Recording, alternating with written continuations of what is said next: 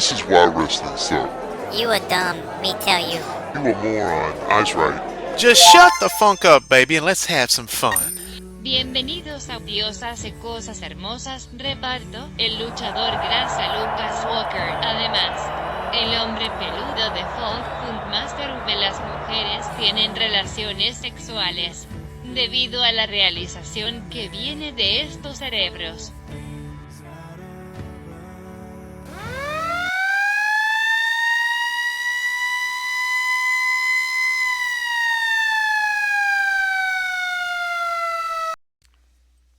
I'm doing it. Yeah, daddy. Hey, me, you suck wrestling, me tell you. No, I've got somebody. You don't have to do that line. I've already got a animation that does that. Oh, well, we're back with episode number 2 of God Creates Beautiful, or God Makes Beautiful Things. I keep wanting to say creates there because I'm an idiot. Well, he does. It's a different way. It's it's not the title of the show, but it is a synonym.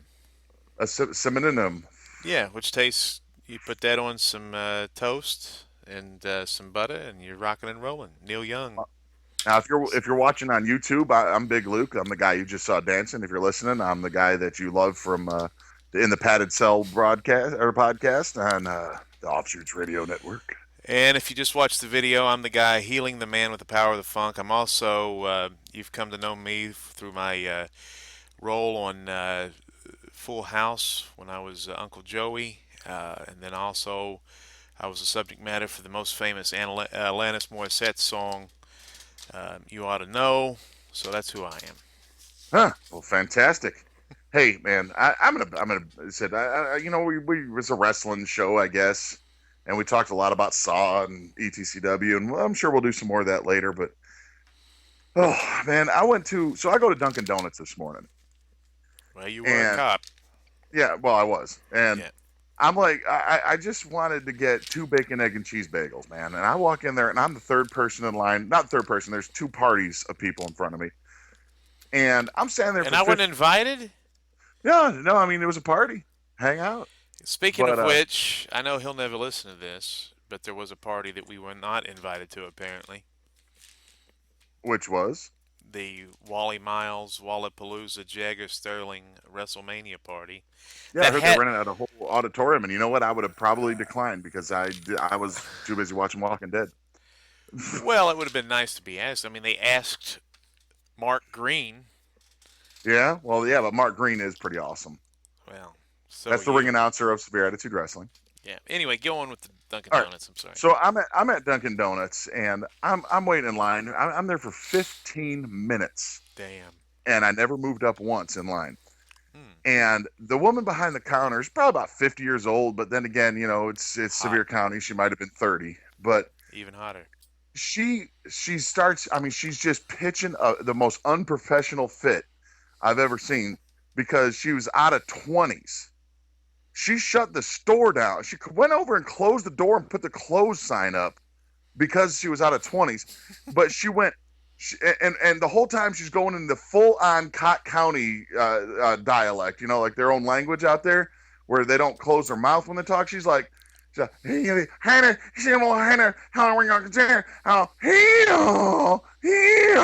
the woman literally turned into a fucking donkey right in front of me. I was waiting for Eeyore or Tigger to come jumping out of the woods. And so finally said some other stuff happened here I'm going to talk about. But I mean, I just walked out. I was like, look, I'm going to be late to work.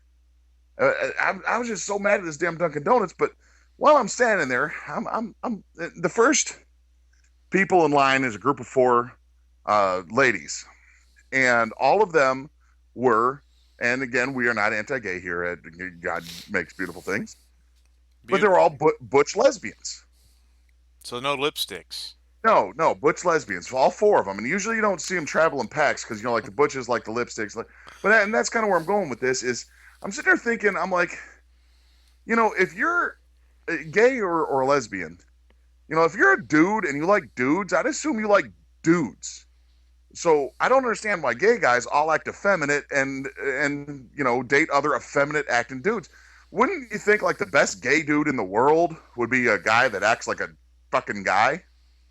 And these lesbians, and said I love lesbians, I mean, said I have nothing against them, but it's like, if you're a girl that's into girls, don't you want a pretty girl instead of somebody that looks like Pugsley Adams?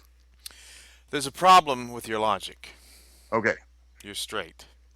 yeah, that's true. I mean, if I actually was talking to the wife about this the other day, and as people can privately talk, you can kind of ask questions. You can't go out on a public forum and just start going, "What in the heck?" Of course, I guess we have just now, but the I think it has to do with one of my friends is Sassafras. I had a girl that said this too, but I'll use Sassafras since people know her, the burlesque dancer that was my ring girl for a while. And a fantastic woman. Yeah, she's terrific. And she's the one that colored my daughter's hair blue, and it stayed good for almost a full year. And she's pretty remarkable. But she said, when I asked her one time, why do you keep dating these guys that look like they're really good at World of Warcraft? And she said, I dated a really pretty man, and I'm not ever going to be in a relationship where I'm not the pretty one again. And so, going back to the other thing, I think, it's not something conscious, but, there's, I've got friends that are, there's girls that are like the regular girl, and then they date a girl that kind of assumes the lifestyle of a guy, and he's got a name like Taylor or Shannon that could go, or Chris. It's almost like the Pat joke. But he always wears, she always wears a hat, but she's got like in a hockey jersey or something, 'cause you really can't see her form, and it just seems like we'll never understand it fully, but there seems to be a role for each one. I guess looking at it as a straight, as a well confirmed straight guy, I could see it in two different ways. Like, let's say, all right, if I'm gonna want to be with a dude, I mean, why would you want to be with a feminine dude? But then again, you got to look at somebody like, again, we're going to go back to Demetrya. But, if I'm forced to be gay, Bring up Demetrya every time. I'm going to pick the prettiest guy I can find, Well, there's also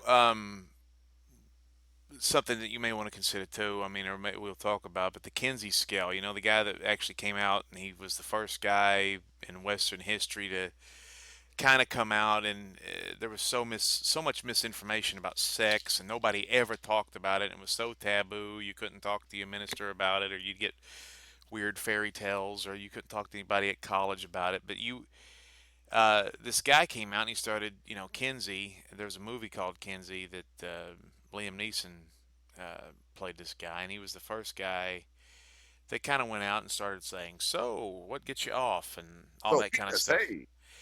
And he came up, and I'm not saying he's right about all this stuff, but he was kind of like the Freud of that field. But he came up with a scale. He's like, everybody's like a 1 to 5 or a 1 to 10, and you're somewhere.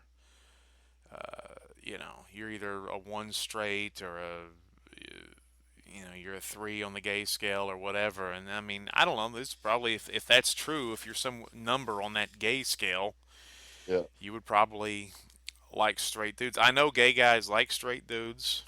I know straight dudes like gay guys, but they don't admit it. But when nobody's around, they're like, "Hey." Not all of them, but some of them. Like we talked about the other time. I don't know which podcast it was, but there's a lot of gay guys in wrestling. A lot of gay guys, and well, there's just a lot of gay people, and a lot of people just lie about it. It's always existed. It's not an outbreak or anything. It's happened since time began, and well, this conversation is going a little long. Let's get off on gay guys.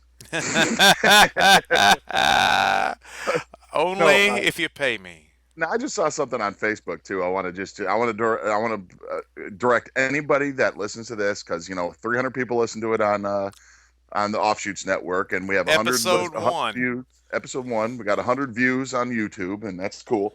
But I want to address the Facebook crowd right now. Episode 1 was awesome because that's when we got to meet Darth Vader and Han Solo. No, dude, that was Star Wars.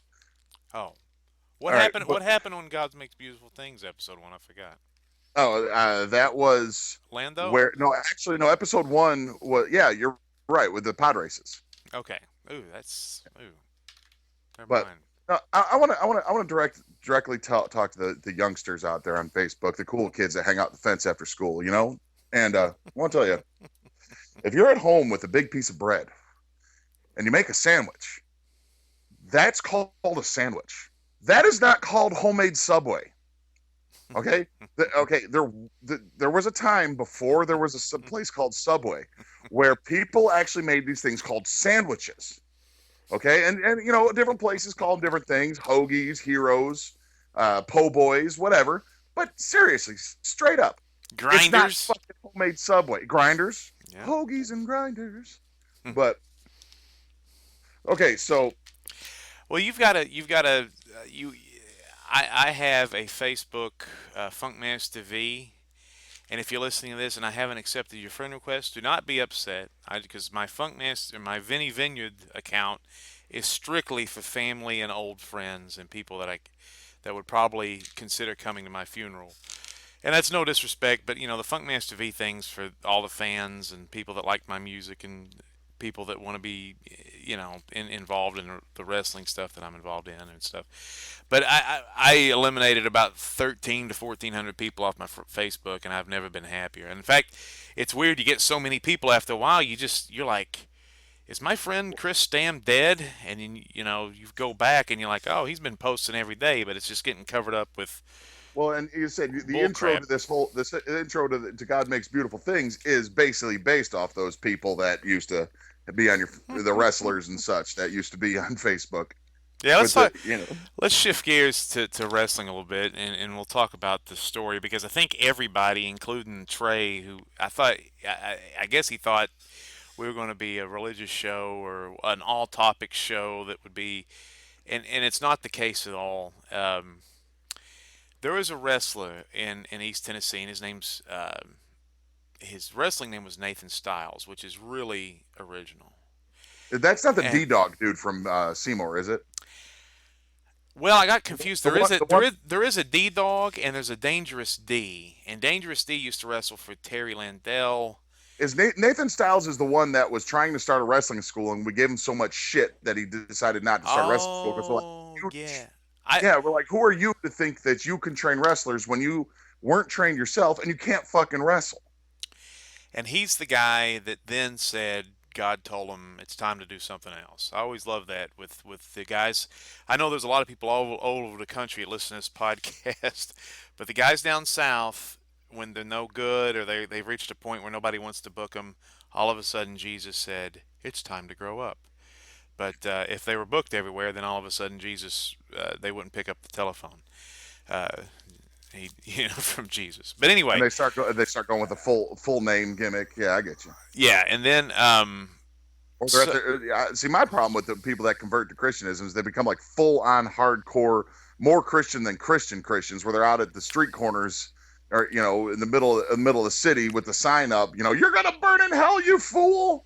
Well, and Facebook it goes back to this too. The people that post, and I'm not talking about Granny who's 90 years old, and I'm not talking about mothers of 6 kids who are in their 40s or 50s or something, but Yeah, we'll talk about them later. the women that or the people that post these Bible verses are some of the most despicable, oftentimes, not everybody, but they're sometimes the most gross human beings, and it's all like a manipulation technique. They're trying to make people think that their lives are something they're not, and that's why I actually am a Christian, even though this is not a religious broadcast, because we say all the 7 words you're not supposed to say, and then some. But I don't ever pretend.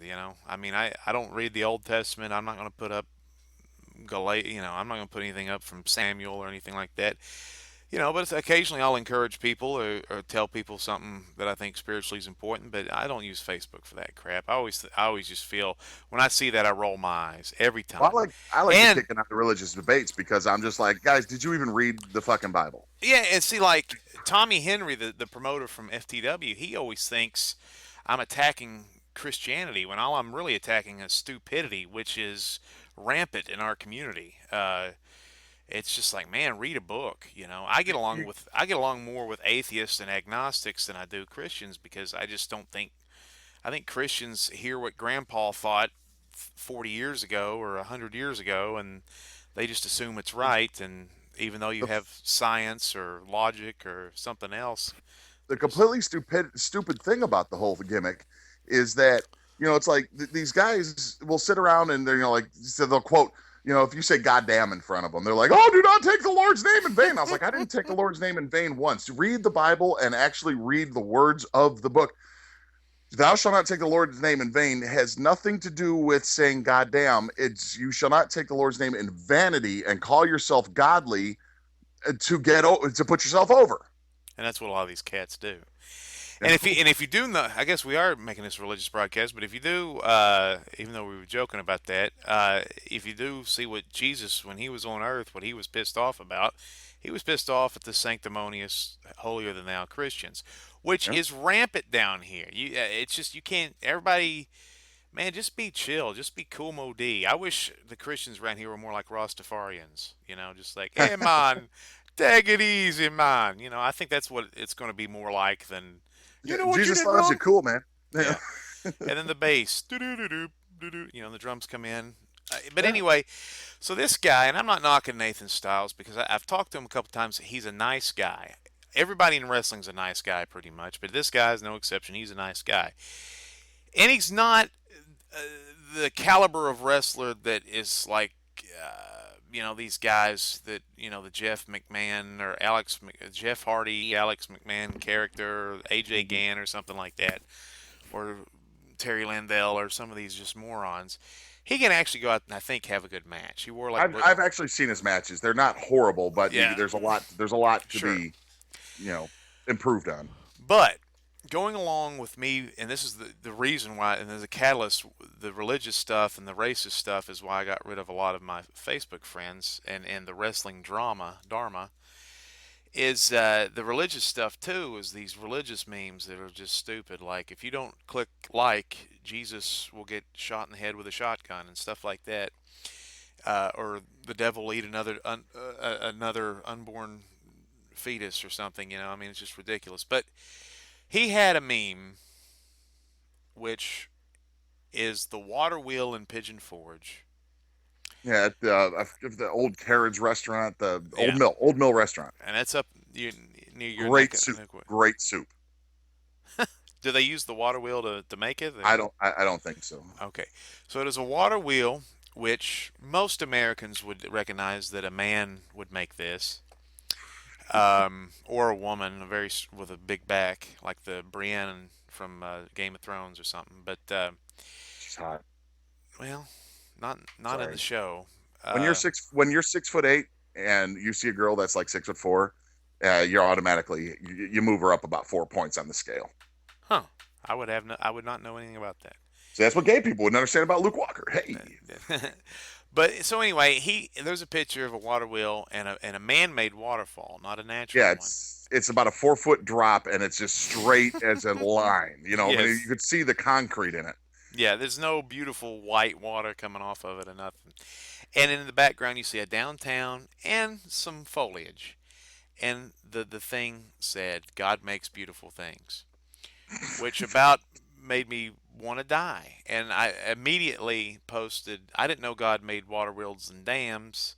And then I just deleted the guy from Facebook because I was just like, you know what, I just can't mentally You get on can't that even level. right now. You cannot. You went white girl. You couldn't even. I cannot even, G. I can't. So he can go post the stuff about santans and Jesus, and I'll be over here. Yeah. Well, hey, I was just handed this. We're going to take a commercial break. I'd like to. The sponsors just said that they want Funkenberry cereal has just contacted us, and they want us to put the video in. So What we'll do too, we'll play the Funkenberry cereal, but we'll also, you got banned from Facebook this week by mocking a video, another jabron that did he was chugging Jack Daniels. yeah, I chugged an eighth of Jack Daniels. And don't give away the gimmick, but you did a lampoon of that, a parody, and then some a-hole, some pansy Somebody, when you die, you're such a pansy. When you die, flowers will grow out of your anus. That's how big of a pansy you are. Right now, you have an eye full of semen. That's right. But they banned you from Facebook for chugging For what 20, it is. 24 hours. Thug life, bitches. Thug life. Thug life. I heard your real dad was Funkmaster V. And your real dad's Barry Allen. And that cereal's flavored by Barry's Berries. Don't ask how they get the extract. So kids, tell your damn parents to buy the best and coolest cereal on the planet, Funkin' Berry.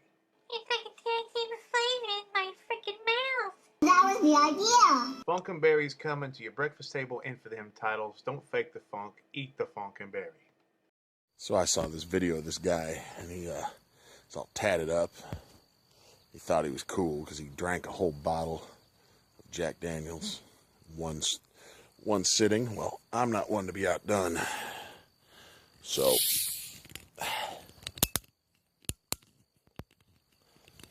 here it goes. You want to see badass? I'll show you badass.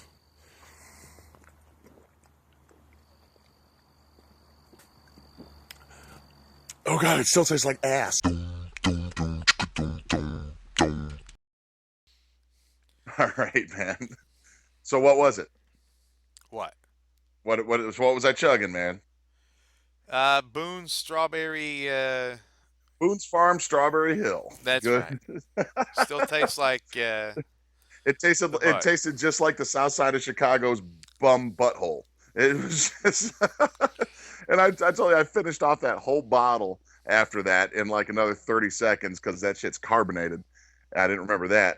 Wow. And I didn't even, I burped. And if I even thought about it, if I was going to catch a buzz off that, no. That's like a baby. You would give that to like a 5-year-old if alcohol was legal. Oh yeah. I'd totally give Boone's Farm Strawberry to a baby. Knock them right out for the night.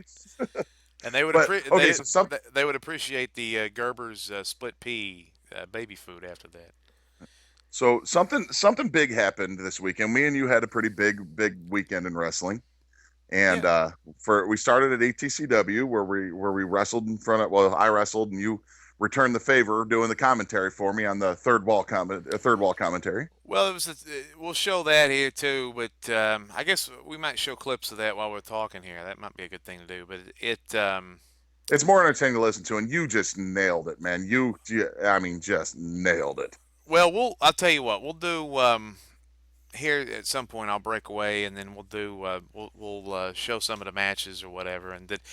But basically, it was this idea this little cockamamie idea. You're always thinking, and not every idea is great. But the third wall commentary. The first time I came out, you had me with the frickin' microphones, the battery packs, headphones. You were wanting to give but you're such a sweet guy. You were wanting to give wrestling fans.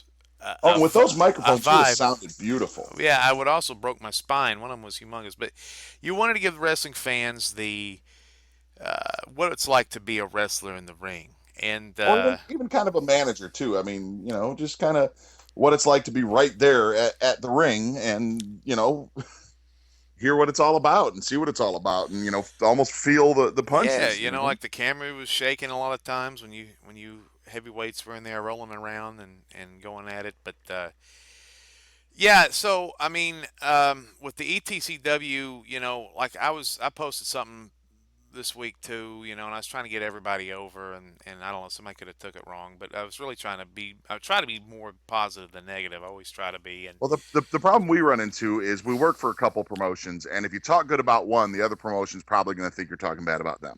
Sure. Like let's say we talk about 4 local promotions and we leave one out, then all of a sudden it's like, oh, they got heat with us. Like, I don't mention MSWA because I know nothing about it. I know Rockwood's a great town, and all the wrestlers go around and they say they love wrestling there. And Harley is a promoter, and he's not a schmuck, so he knows what he's doing.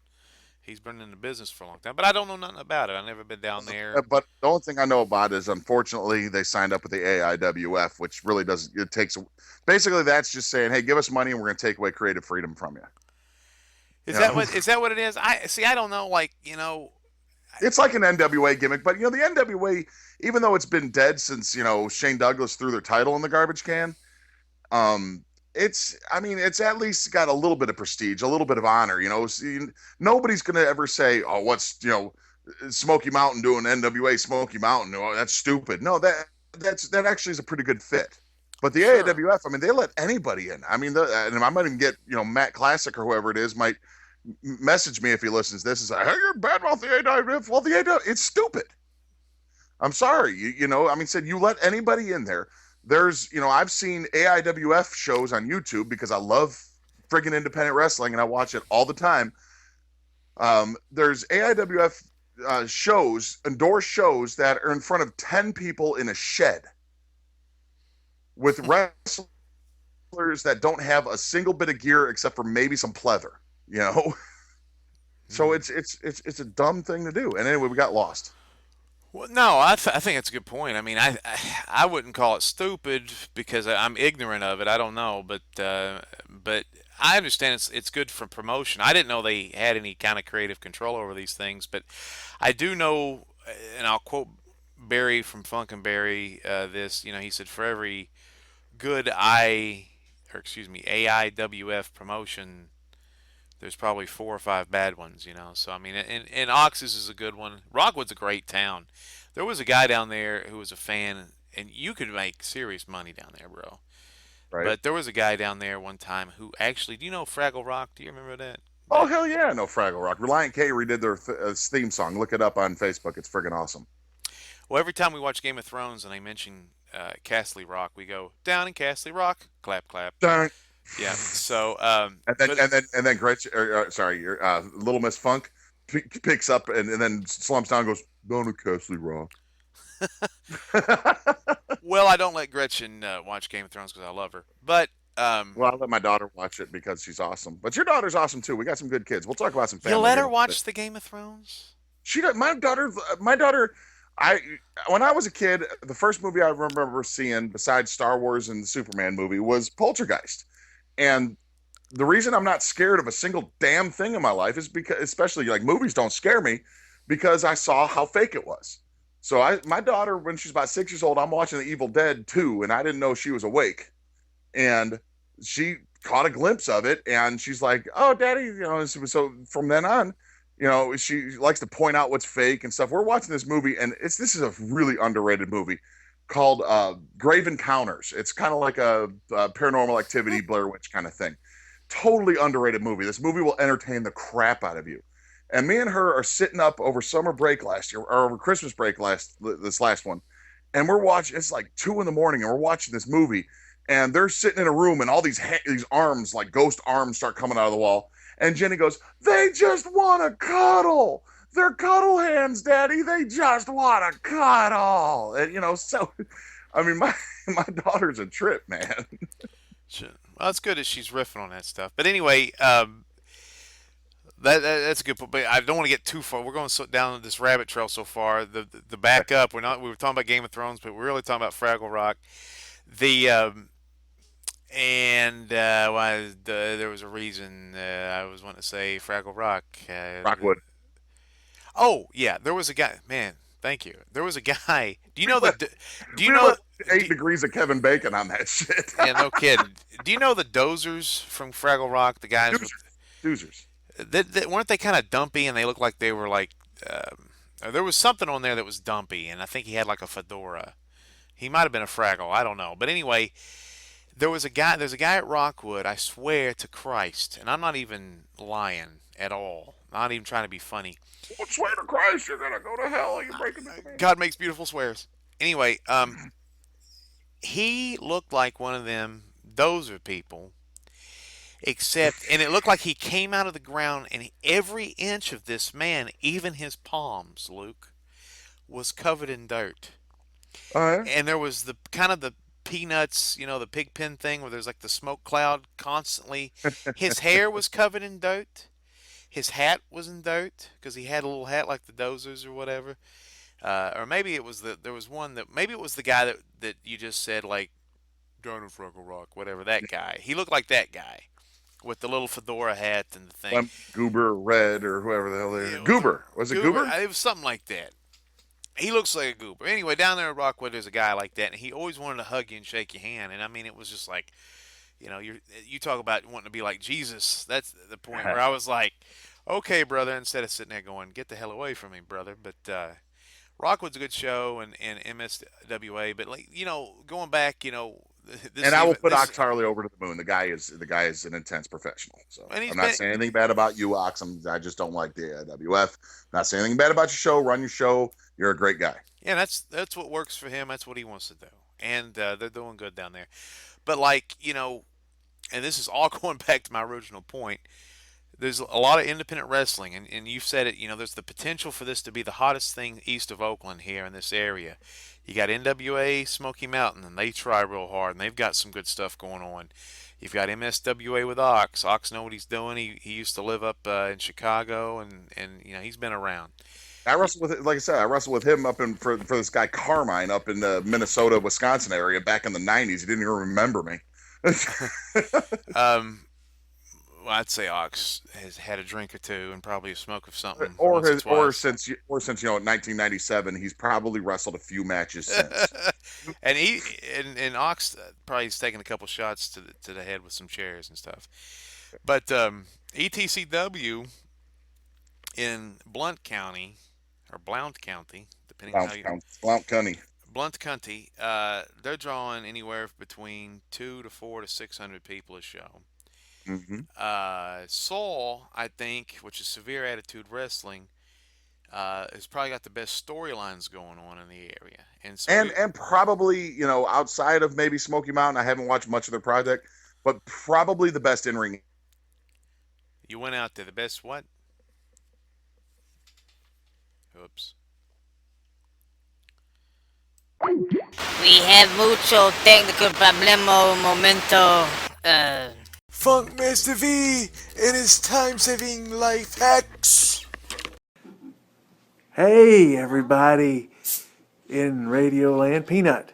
Hey, Peanut. Yes, my dog's eating a piece of metal. And I came up with this super cool life hack in this hotel room with my lovely family, the lovely Gretchen and this other person over here. And what I want to do is show you something you can do while you're sitting here holding your dog while he's chewing on metal. And it's a way to flatten your double chin. That's why I have the big goatee. And to show my dog I love him by massaging his back with my chin. I'm just flatten my double chin. And my dog relaxing massage at the same time. See? He likes it. And I want to be pretty. I'm going to be so pretty. Right? Right? Okay, well, we had some technical difficulty there. I hope you enjoyed the new segment, Funkmaster V's Life Hacks from Hell. But it's 2 days later because the cable in my apartment sucks, and me and Luke are very busy with other things. But a couple of things have happened, a couple of things have changed. But before we stepped into a portal. I mean, it was it was pretty crazy. But before we get into Severe Attitude Wrestling and other independent wrestling ideas and thoughts and love, Luke has a new segment he wants to introduce. So, all right, go ahead, my friend. Well, this is going to be a segment, since this is supposed to be a wrestling podcast, where me and you share our thoughts on the world of World Wrestling Entertainment. So let me do the intro for the world of WWE, and you can put some UFO music behind this if you want. I am. Go for it. John Cena, Undertaker, Repo Man, Tatanka, Tino Santana, Bob Backlund, the Iron Sheik, the other guy, those guys. In the world of World Wrestling Entertainment, Funkmaster V and Big Luke share their thoughts on the world of World Wrestling Entertainment. All right, here we are. I'm Big Luke. That's Funkmaster V. Funkmaster V, did you watch Raw this week? No, man, I don't watch that. This concludes the world of World Wrestling Entertainment.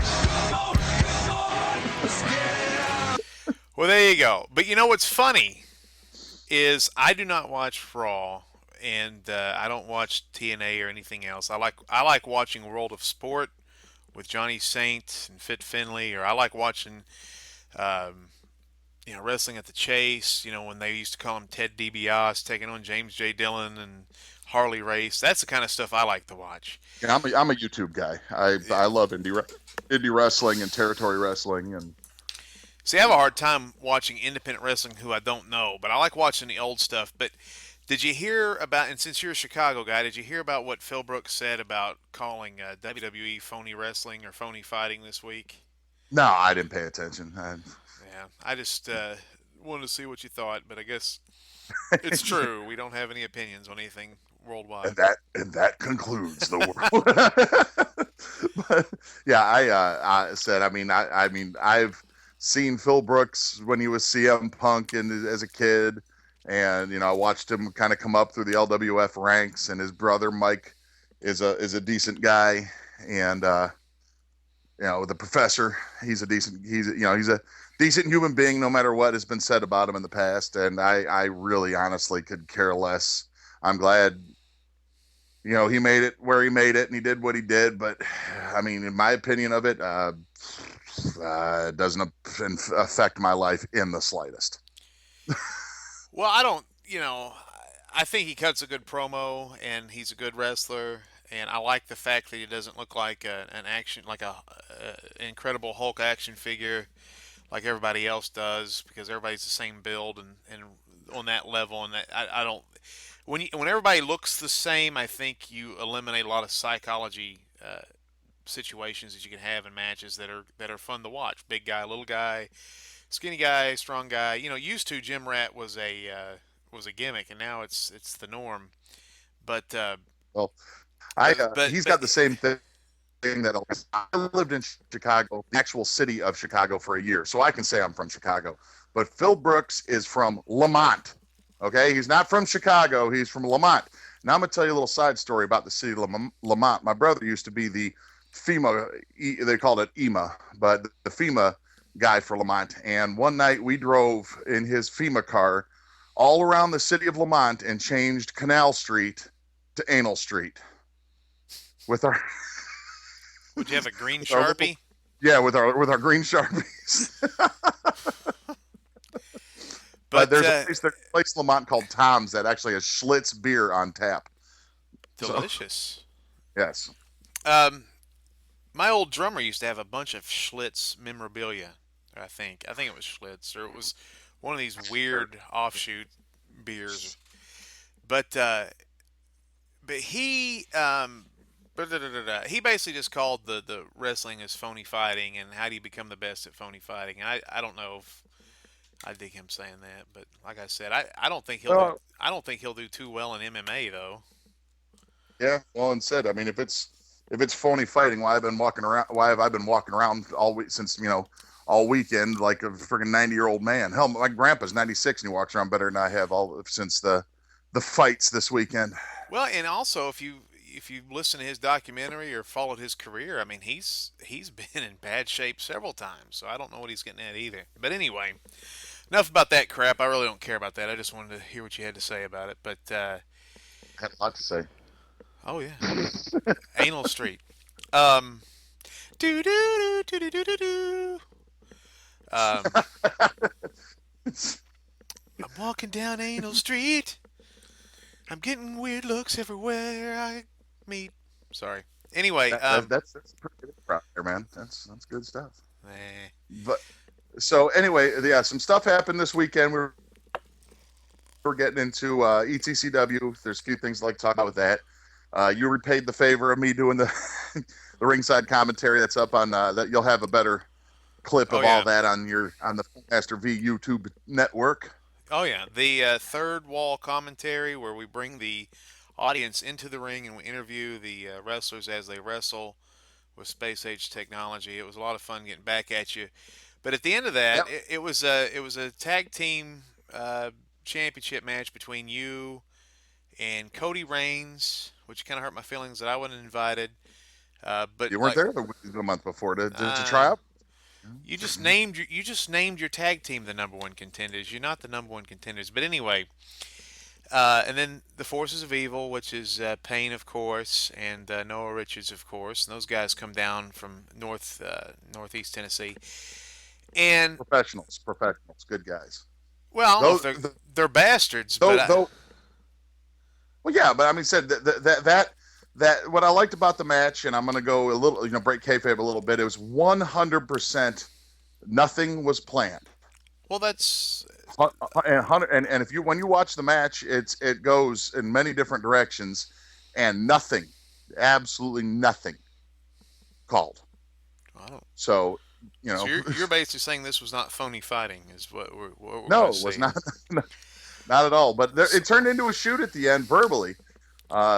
Really turned into a shoot because Noah Richards called me the worst professional wrestler he's ever been in the ring with, and my thoughts on it are, who the hell trained you friggin' yarders? I mean, I don't know who the trainer is. I know you were trained by Chris Cameron, which is he's a legit guy, and Billy and Billy. And they're legit guys. And I mean, I was trained in Chicago by Sonny Rogers and Jimmy Blaze and Rick Knight, and legit guys. And I just, I'm tired of these young, or even if they're not young, any of these punks in this area. But even Cody Raines, threw a real nice slap to my face, and it was a slap in the face of everything. Since I've come back to wrestling, I took some time off to be a police officer, but since I came back to wrestling, I've been disrespected. Yeah, you have. And and Cody's going around saying, and he's right, that I goof around too much. But the reason I goof around too much, there's actually a real life psychological explanation to why I goof around so much. Well, yeah, as my wife said, because I'm retarded.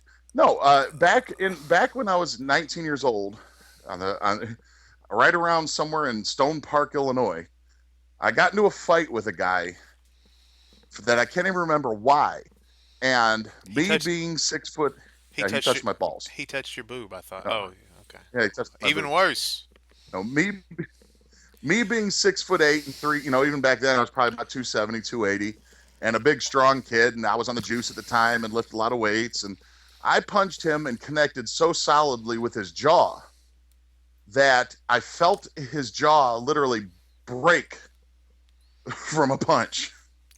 Well, and this goes into what, we won't pull back the curtain or whatever too much, but I mean, it goes back to, and I will admit this, is that wrestling groups everywhere want entertainment. Yeah. If you are your size, you are not going to lose very often without the element of entertainment in the sport.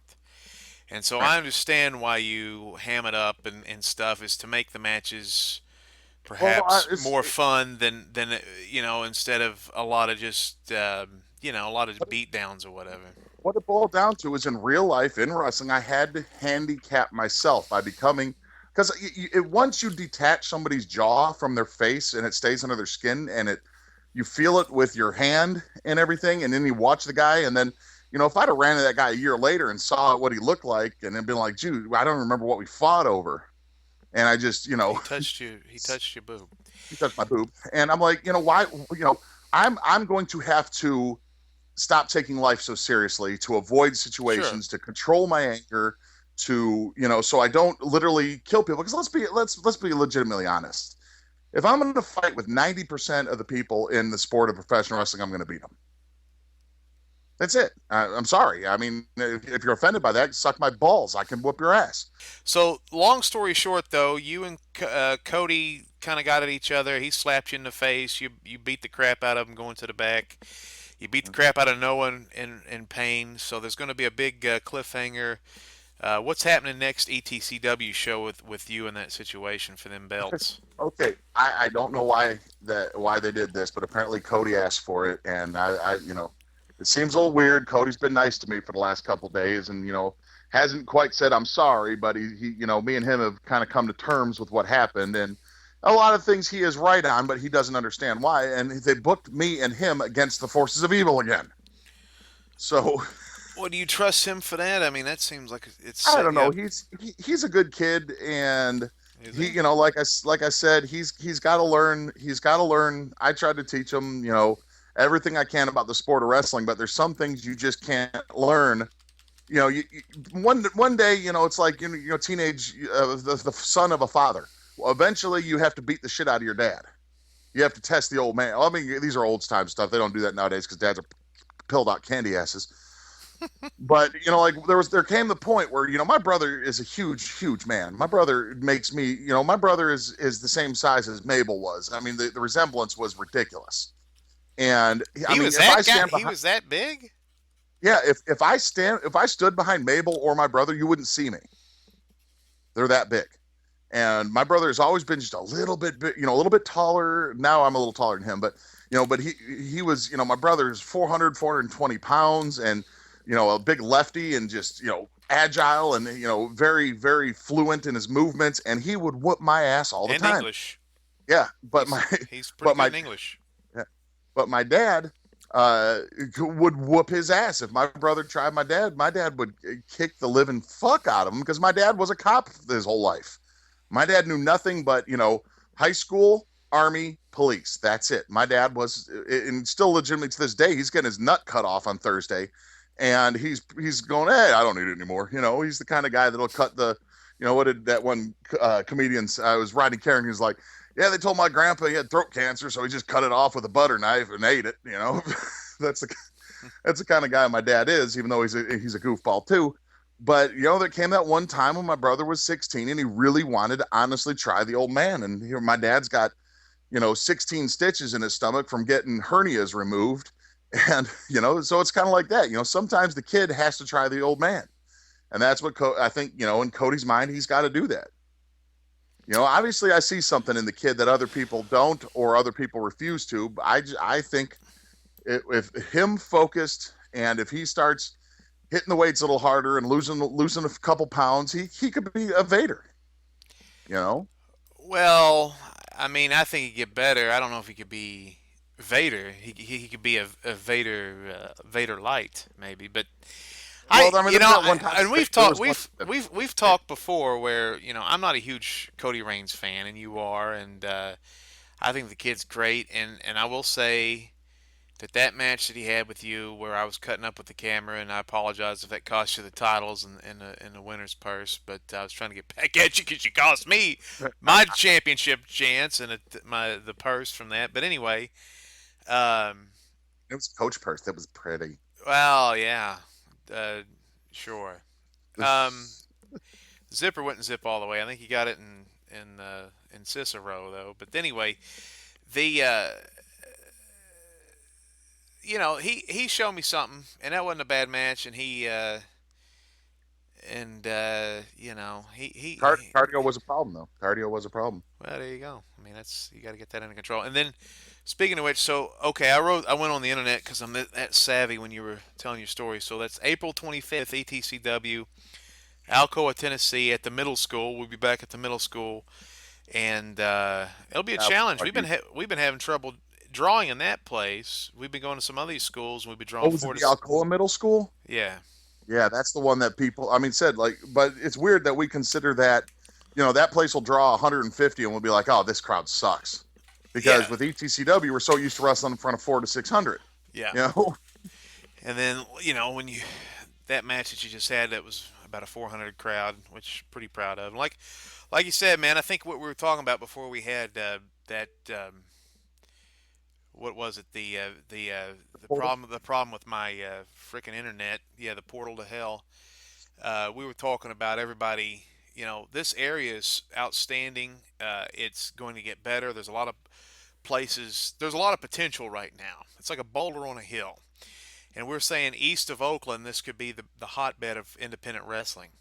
Well, like I just said, WWE put up that they consider us a B market, which means that they figure we should draw 12,000 to 18,000 people every time the WWE comes here, which is like twice a year.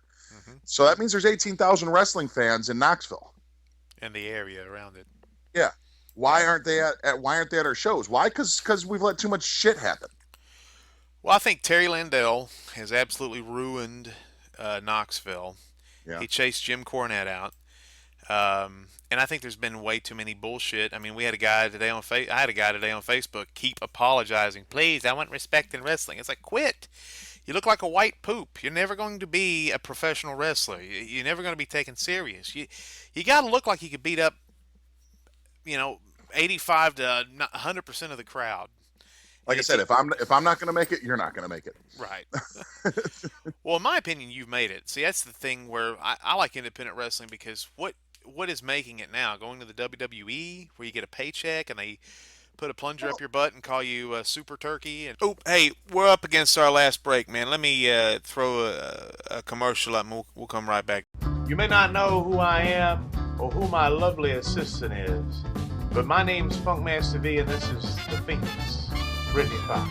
And if you live in the East Tennessee area, children, and you need to be anywhere with style and panache, don't drive drunk, honey.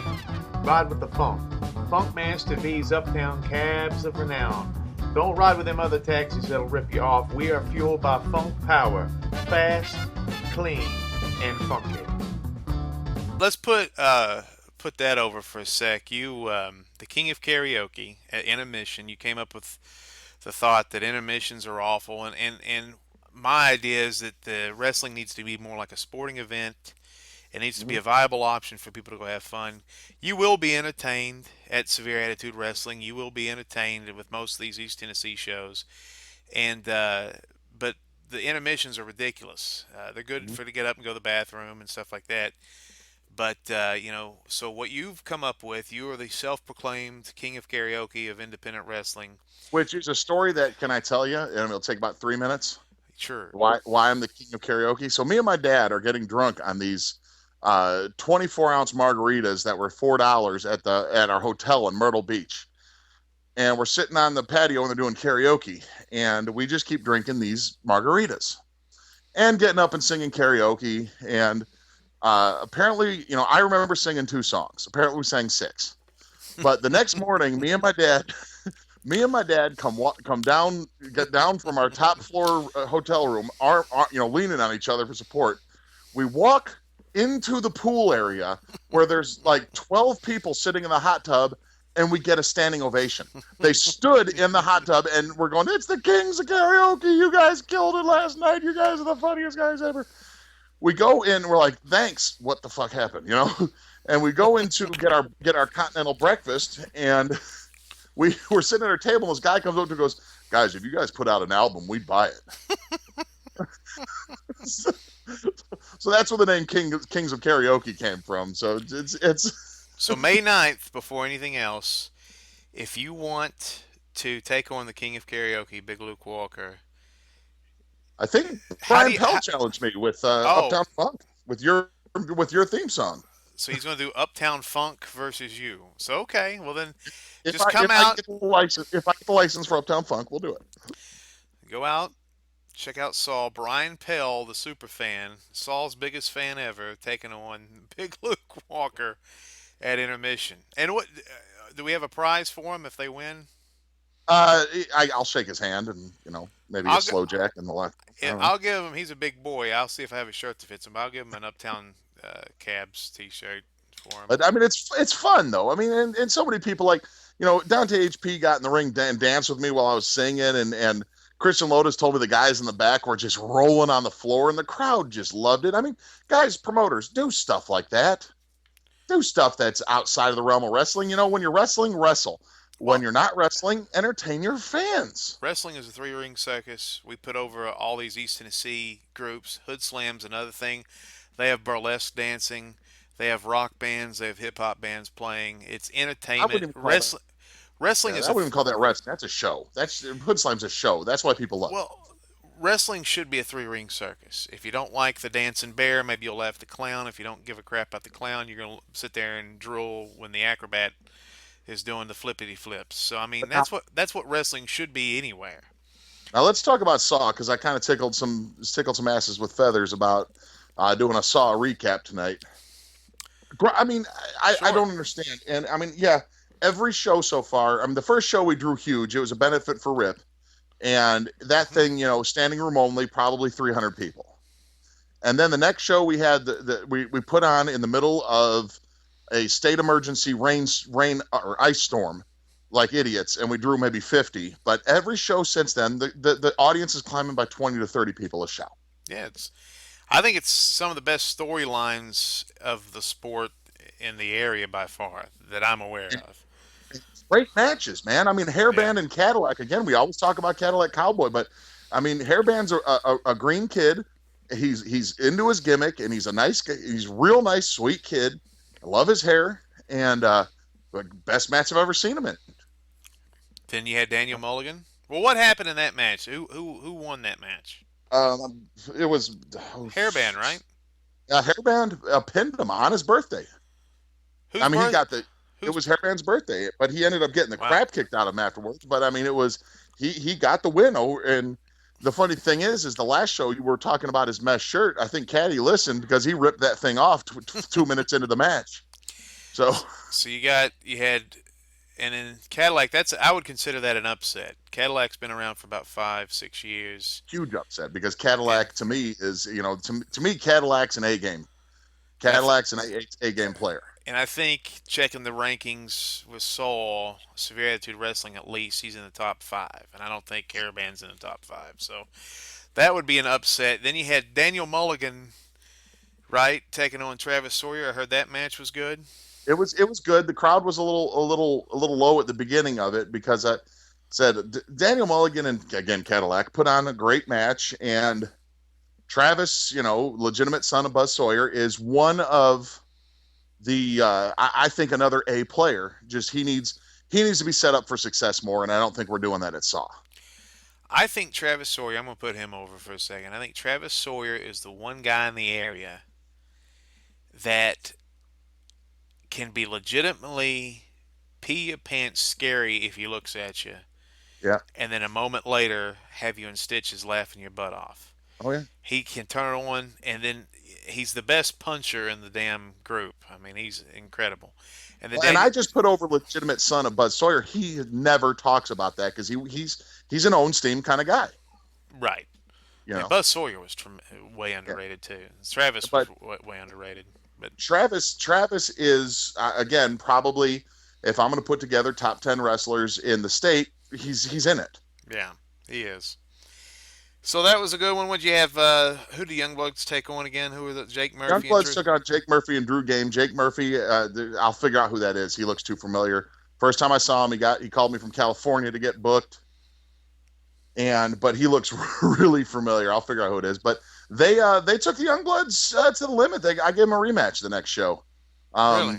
Yeah, I think Youngbloodz. It doesn't look like they're having any problems, but it doesn't look like they're not having any problems. They look kind of like they could, they look like they need a little push. They look like they need a little more challenge. And that's what we were saying about Shane as champion and being undefeated. Opening match, if you want to put it at the end of this, unless you had something else to do, was a 9.5 minute match. Dante HP versus Christian Lotus in the Dante HP High Risk Challenge. Tremendous match, and Dante did a move that at near the end of the match that kind of floored everybody. Me and Rip and Jimmy Chunga, who was doing commentary with me, got up and applauded. Who did Dante? Dante did a backflip where he ended up he did a backflip that caught Christian Lotus in the top of the head with both feet.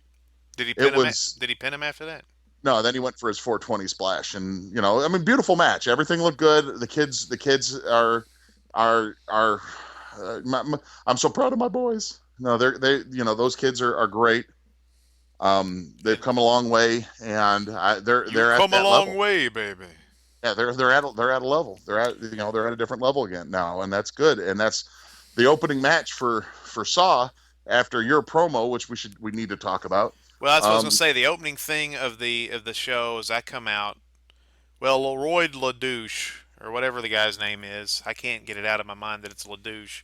And it's Summer's Eve, make me feel fine.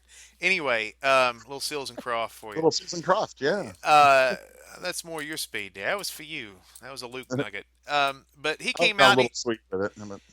he came out and he was like, he basically was saying that they can do whatever, no matter who the new commissioner is, they can do whatever they want. And Austin, who was suspended because of the human growth hormone fiasco, which you tried last podcast, we tried to, we showed you trying to find the doctor, and it like basically was next to a methadone clinic on the bad side of town. It was like, there was no outside doorknob to the address. So it was a weird situation. We don't know if that was legitimate, but we take those type of things seriously. So he was suspended for his show. And then Austin was in the crowd. Leroy LaDouche got security to throw him out. The crowd hated that.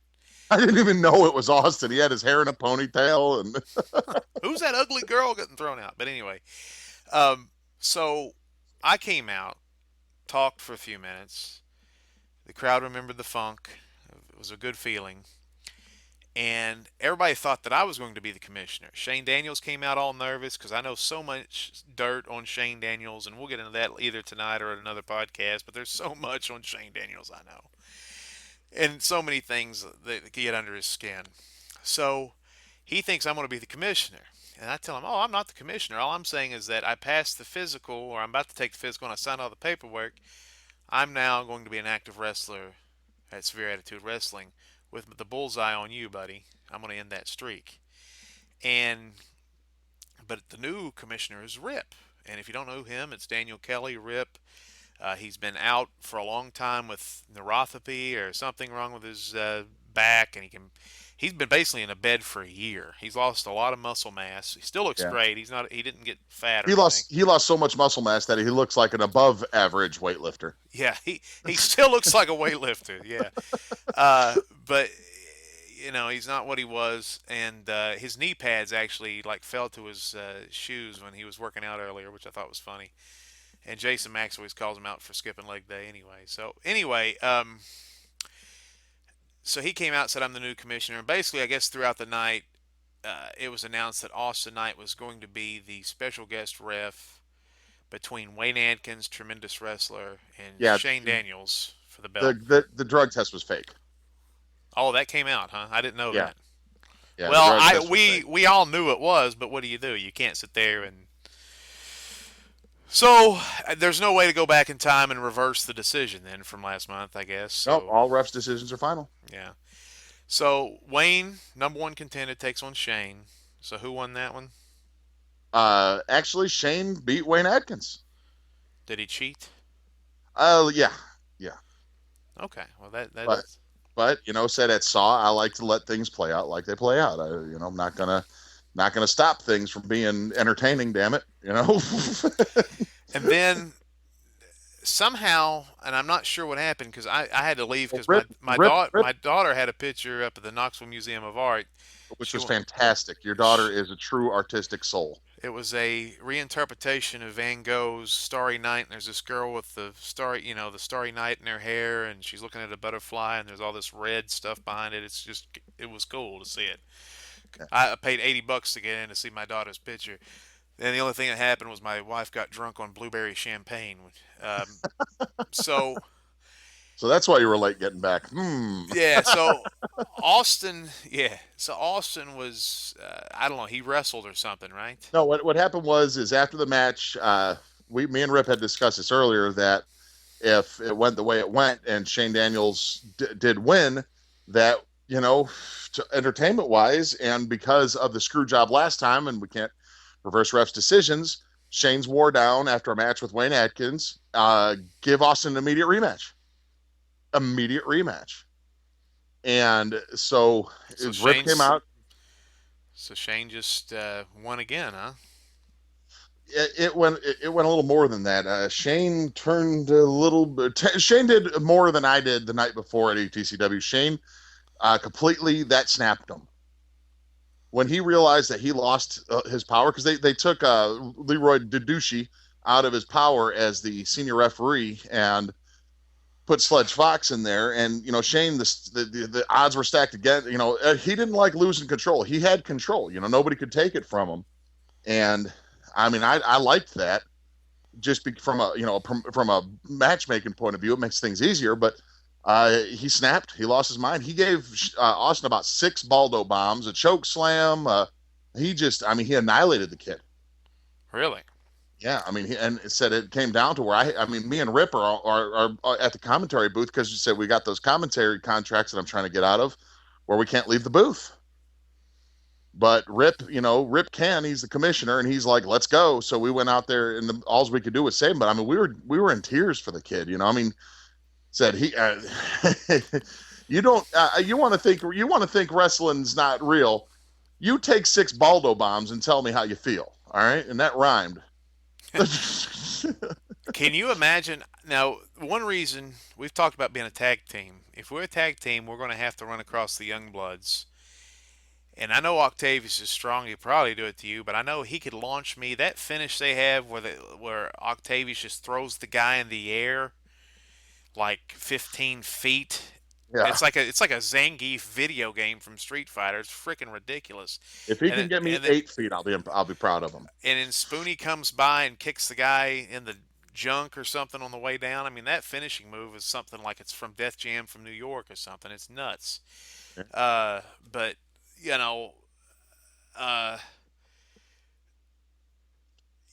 where in the heck was I going with that? I just started thinking about how that would feel incredibly awful. I had a rock bottom from Octavius Black once, and I felt like my feet came down with ice on it. I was so high in the sky.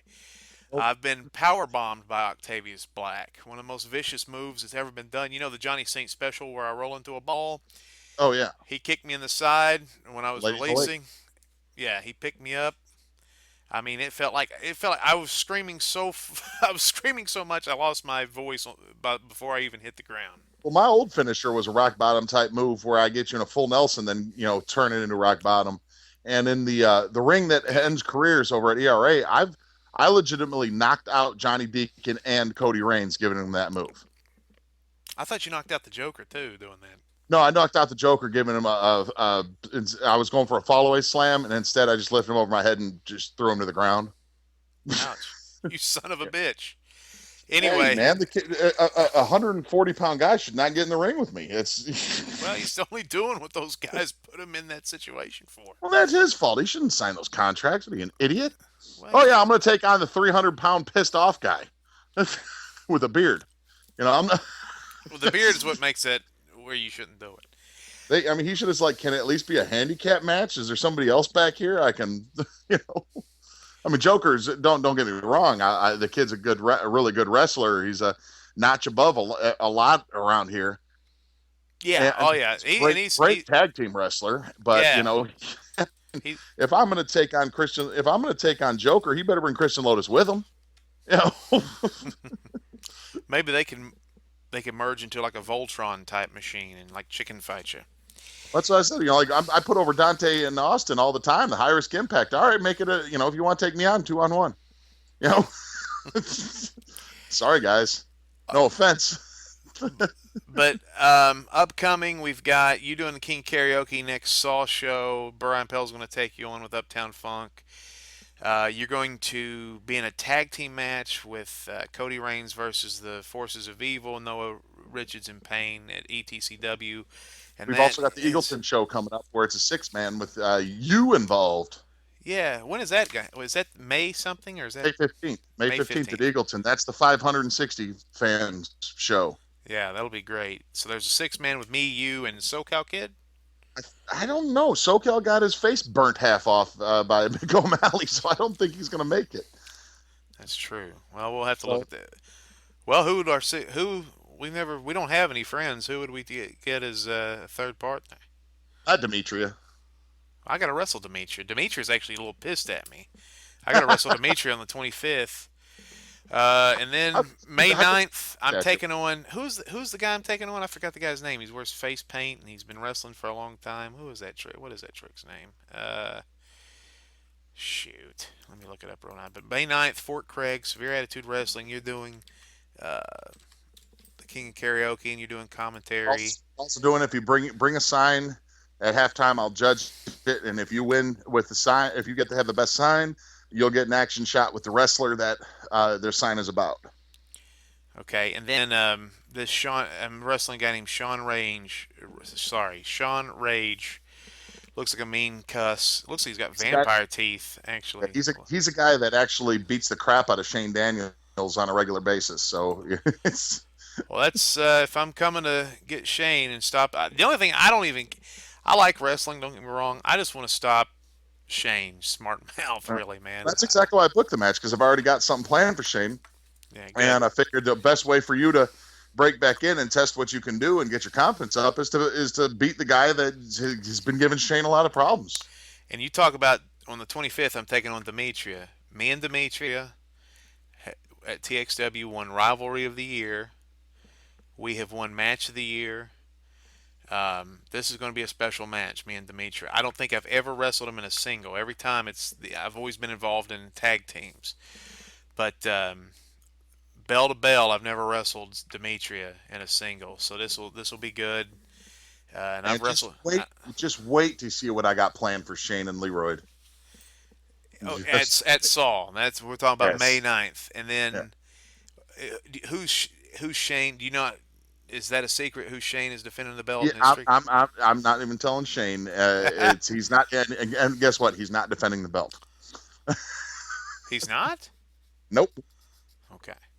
So I've got something special planned for him.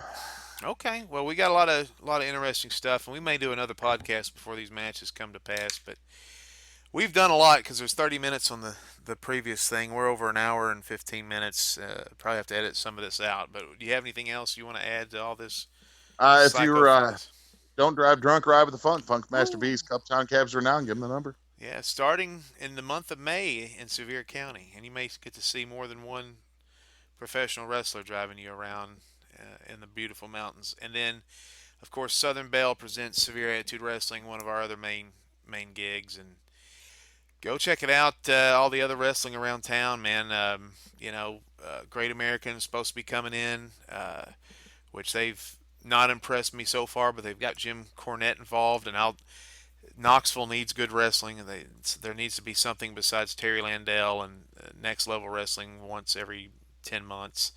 Promoters.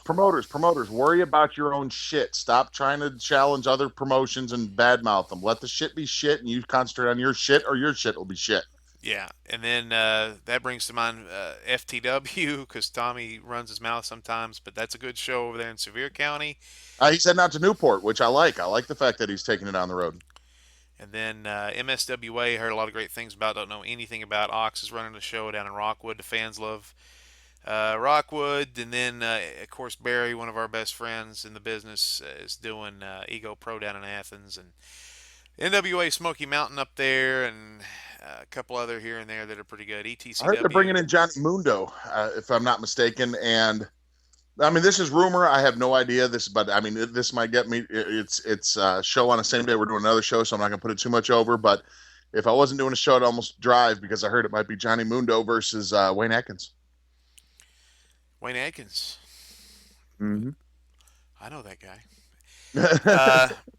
My first night in wrestling as a performer, Wayne Adkins took on Menace, or as you call him, Man-Ass, because you got that Chicago thing. But Man-Ass. First time I ever seen a Code Red, and that was 9 years ago, something like that. So, all right, man. I guess that'll do it. This is Funkmaster V. I will put a glide in that slide of dip in your hip. I'll take you back to the mothership. And this has been Big Luke Walker. I did stuff with stuff and girls. That's good. I think I'm going to end. What should we end the show with? I've got a pretty decent promo with Cadillac. I could put up a match. I could put up. I'd like you to. I've got it on my YouTube channel now. The Dante HP versus Christian Lotus from last saw would be a great match. It's 9 minutes long. Dante versus Christian Lotus. And those are both white men? Yeah, white guys. Okay. So why is there, is there like an EO? I still don't know why Dante's 420 splash isn't called the Inferno. Probably because he's from Jellicoe. And these are both straight men?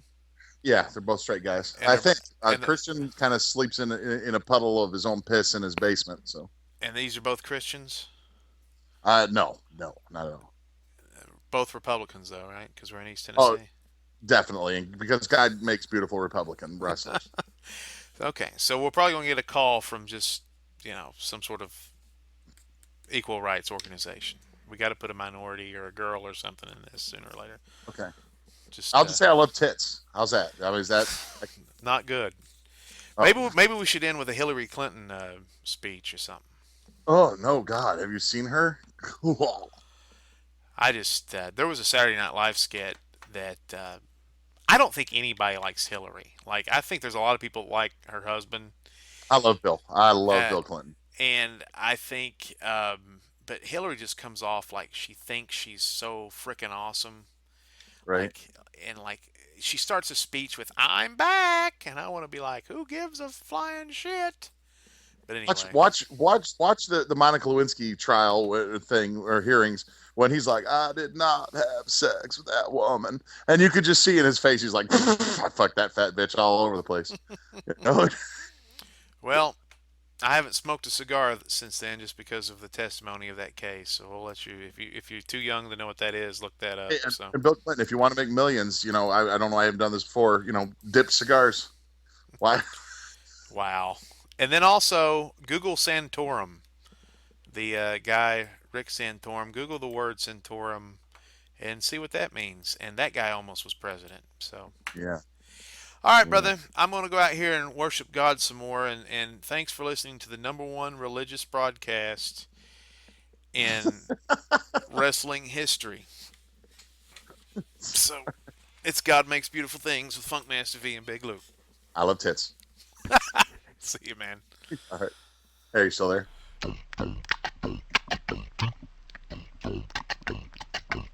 It's Christian Lotus. You like that voice? It's my radio voice. We're joined here by the Rip, the new commissioner, in a shocking move. I never thought it was going to be Funkmaster V. Well, it's just how things go. A little surprise or one.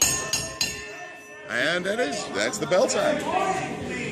Well, see, I knew it was you, and I know what's going on. Me and you were the only ones that know what's going on with us tonight, so we're going to keep that to ourselves until it's the proper time. That's another moment, right? Yeah. It's coming. Jimmy, I know you're friends with us tonight. Do you think he did the drugs? Do you think he did the human growth hormone? No, that's not. That's 14. Yeah, but I mean, you're talking about a guy that has to go against a guy, 6 inches taller and 75 pounds heavier. If there's anything else that's guilty of, then way too many enchiladas. Yeah. Because just saying someone's on a hands because you're having a match, realistically, that wouldn't help you. So, I mean, come on. Yeah, but it's not a top-notch guy. I've seen people do it. They do, but also not that type of man. I was in Wrigley Field when Sammy Sosa's bat exploded and a bunch of BBs went flying out of the field. Well, this isn't any. This isn't he's not Arnold Schwarzenegger. Come on. He's getting bigger though. I remember a match about a year ago with you versus him. It was a really good, excellent match. It went 15 minutes, and it's a great competitor. Yeah, his cardio, and he's probably put on about 20 pounds of muscle since then. Like you said, that's over a year ago. He's been working hard. Oh, look at that. He didn't just hit him with a splash. He dropped his elbow right on top of his head. We could really talk about what's going on there. Nice drop kick. Nice drop kick. Good landing on there. Dante HP he's another guy, too, that's really hitting the gym hard. And you can tell what he's working on for wrestling specifically is that back and shoulders. Oh, yeah. I mean, that's the thing about Saul, though. There's so many young, talented wrestlers here. Planche over the top rope. There's a way to break that ankle again. Dante, you got to think about your future, kid. There's a little high impact. Yeah. But it was a hard fought battle when he fought Christian Lotus and won that title. I mean, it took a lot out of him. But look at that guy. Of course he is. He's not all there. Well, the thing about a guy like Christian Lotus is he's skinny, but he's literally 100% out of his mind. Oh God! Yeah. Suplex on the floor. That's ridiculous. These guys don't care. That hurts, and that hurts bad. And me and you were bigger guys. You muscle, me fat. But either way that okay. Ground. But if we did that, we'd probably break the floor. But these guys, but as I say, Christian Lotus, I mean, he's pure just insanity aggression. Yeah. Oh, definitely. I mean, when you're a guy like him, he knows what he has and he brings it to the table. Yeah. It's like, like the guy you were just in the ring with, Funkmaster V. He's 6 foot tall, but he's 8 foot tall with personality. Oh God, without a doubt. And I mean, look at that. He's just choking a back style. That's what I like about Sledge. Sledge will stop it physically. Oh yeah, he's definitely the best ref in the area. Oh, without easily. a doubt. Maybe the best. And he doesn't want to see a match end with some dumb rule violation. He wants to see a pinfall or submission. Oh yeah. That's what I wish a wrestling promotion would do. Is go to only the strictest of finishes. Oh yeah. You should let the No holds barred. Not falls count anywhere, all that garbage, or no DQs where you can't, no weapons, stuff like that. But no holds barred. Yeah, man against man. Hit him. Find out who's better. Yeah, hit him with a pile driver. Throw him over the top rope. Oh yeah. Punch him with a fist. I'm telling you, these guys have just been going at it non-stop though since this match started. Oh yeah. Oh, look at that roundhouse kick. Caught him right in the throat. That's just I mean, that was stiff. I thought he was setting him up for that 420 he does, but he instead wait.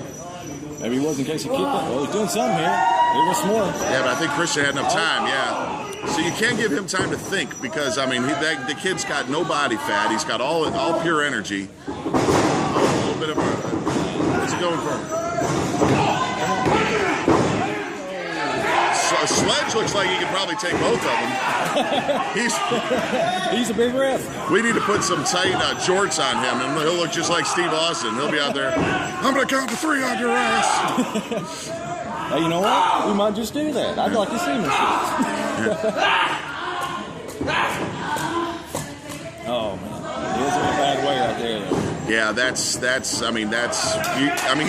think he's strong enough. Yeah, he was able to get out of that because of that pure strength, but he's got him in a rear naked choke. Yeah. Oh, I mean, if he gets that other hook in. I suppose Michael is stepping in check. Oh, maybe he's checking that right now. Yeah. Nope. They might be checking all of this. No, but that's a perfect move for a guy like Christian Lotus. He's taller. I mean, the height has a lot to do with MMA. That's why they went to weight divisions, because height has a lot to do with things. If you can't get your hooks on somebody that's 6 inches taller than jawbreaker. Like I saw a tooth, maybe? No, he doesn't have any teeth. Oh, okay. He's spit then. Definitely a lot of spit. Probably maybe a booger. We can call it like it is. You have some great eyesight. Oh man, little Japanese power bomb there. Oh hey, he kicked out. I mean, tell you the kid's crazy. Come on now. Yeah, the ref's in the ropes. That doesn't count. Oh, low blow, right in front of the ref. But Sledge is the kind of ref he will admonish you for it. He will give you a warning. That's what I love about Sledge. He's not the one that's going to disqualify you for fighting. I don't even like calling this stuff wrestling. It's fighting. When I'm not giving somebody else a low blow, what kind of technique is that? That is listen how stiff that kick was. I love his boots are so beat up.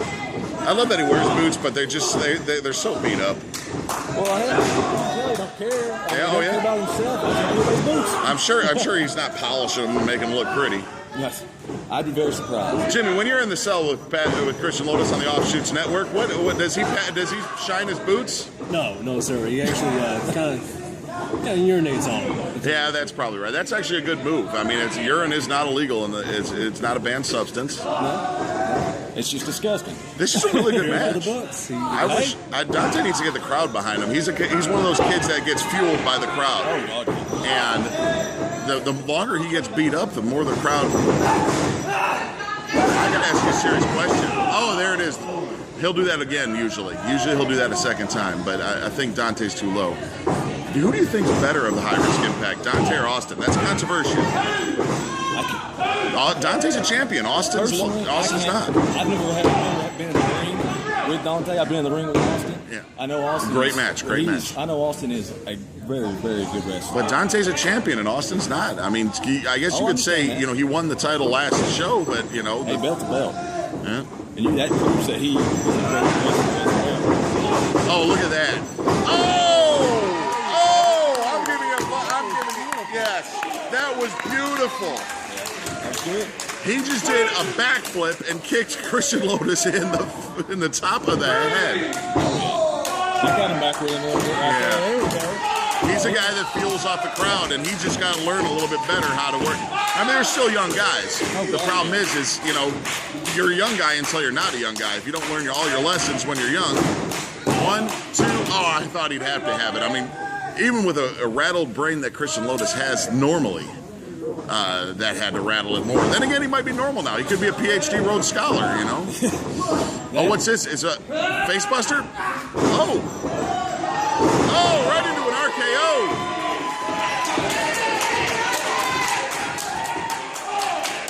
Apparently, I stole the announcer's pen because I am a scumbag. Oh, he's going for it. I don't know, Chris. I don't think. Christian's having spasms. I think he's going to hit this. I never got to see him do this. He got him. Oh, it was beautiful.